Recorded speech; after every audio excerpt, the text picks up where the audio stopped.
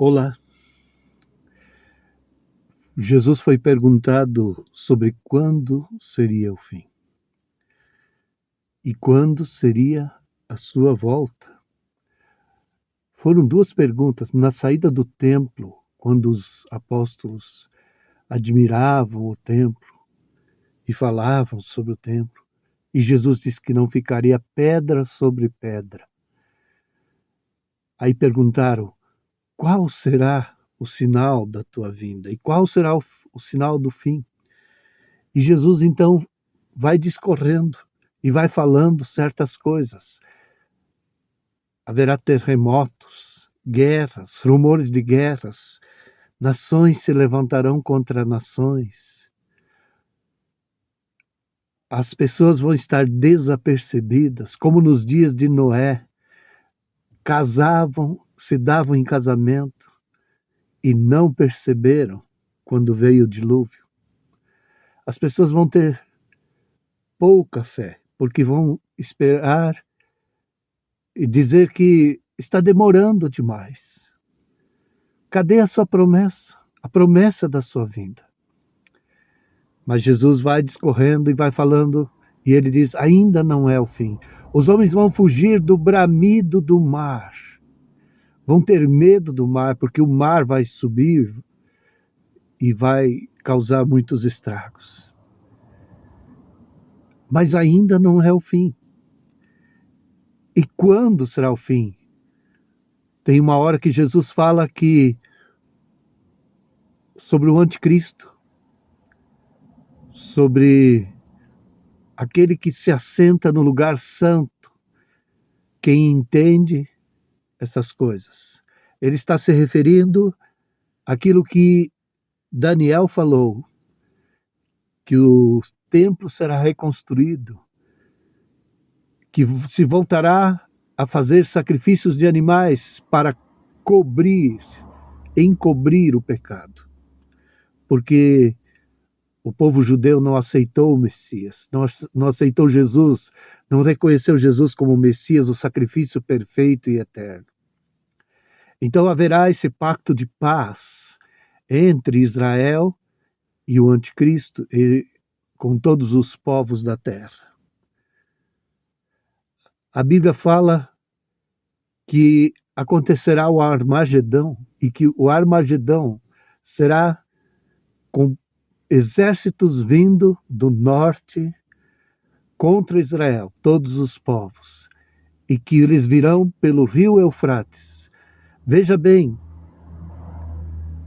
fala sobre o lado sul e o lado norte do rio Eufrates, coisas que nem existiam na época.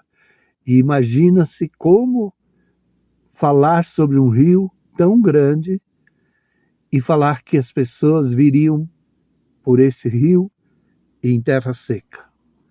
Hoje isso está se cumprindo. O rio está secando. As guerras, rumores de guerras, e agora se fala, a primeira coisa que o Lula falou foi em paz e segurança na região entre judeus e palestinos. E é isso que a Bíblia fala em 1 Tessalonicenses 5. Quando ouvires falar em paz e segurança, então virá repentina destruição. O anticristo fará o governador mundial, um governo mundial que tantos já estão falando, que é a necessidade, que é a solução, porque vai estar um caos e vai aparecer esse líder mundial e que vai conseguir estabelecer a paz entre Israel e o mundo todo, por 7 anos. Mas, no meio dos 7 anos, quando o templo foi reconstruído, que é uma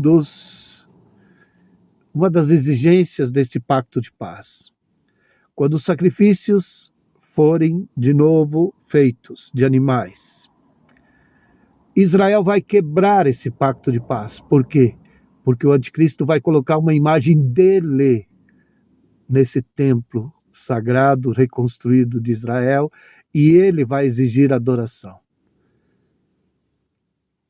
E então o pacto será quebrado, porque o povo judeu não adora ídolos, não adora imagens. E eles não vão se prostrar diante desse Deus falso, Deus estranho, desse ídolo.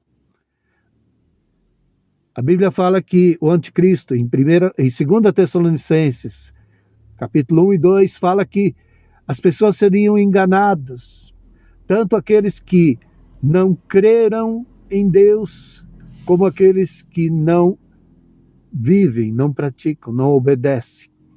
Mas ali também fala que dois tipos de povos, duas pessoas, dois tipos serão enganados. Aqueles que adoram facilmente os ídolos e aqueles que não obedecem, que não creem em Deus e que correm atrás de sinais, porque o anticristo virá com sinais, e sinais enganadores, vai tentar enganar inclusive os escolhidos.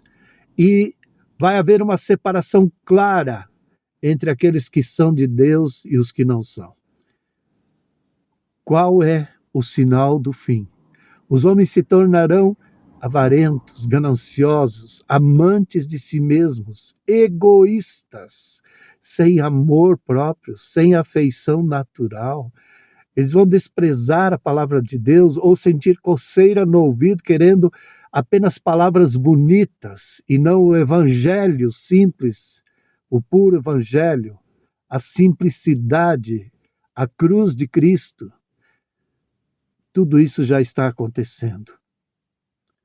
Em Jesus Cristo se cumpriram mais ou menos 300 profecias. E também as profecias sobre o fim, sobre os acontecimentos finais, estão se cumprindo uma a uma, cada profecia. Você está por dentro de todos